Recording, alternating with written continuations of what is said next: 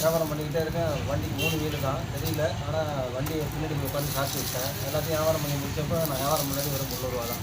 எனக்கு ரூ. 50 கையில் பிடிச்சிச்சு. ஆனால் ஒரு 2-3 கிலோ ஜாமான் கையில் இருந்துச்சு. கைக்கிட்ட எதுவும் இல்லை.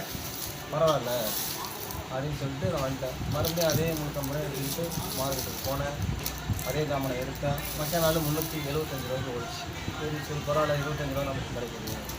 ஃபுல்லாக பெனிஃபிட் தான். இது 25 ரூபா நமக்கு பெரிய விஷயம் தான். அப்பா பெரிய காசாக இருந்துச்சு. 28 வருஷத்துக்கு முன்னாடி நல்ல பெரிய காசாக இருந்துச்சு. பரவாயில்ல இது போகுது. திரும்பி நான் 375 ரூபாய்க்கு முதலாக போட்டேன். 375 ரூபா முதல்ல போட்டால் பாக்கி 450 ரூபாய் கிடச்சிச்சு.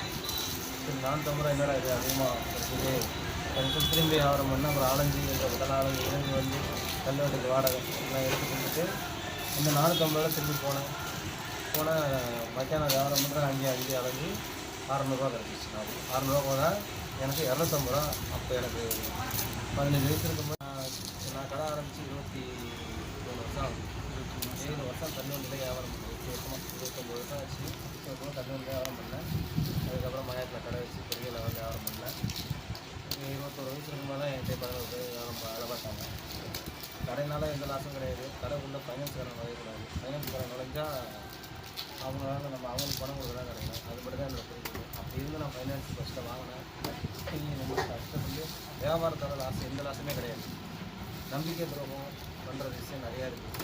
நேர்மை மட்டும் இருந்தால் முக்கியம் இல்லை, உழைப்பு முக்கியமாக இருக்கும். நம்ம கடை நம்ம தான் முதலாளி யார் நினைக்கிறாங்களோ அவங்க அடுத்த ஸ்டெப் எடுத்து வைக்கவே முடியாது. அப்படி இருந்தும் நான் கீழே தான் இருந்தேன் ஃபைனான்ஸ். அதோட முடிஞ்சிச்சு, நல்லா போயிருந்துச்சு. அதுக்கப்புறம் கடை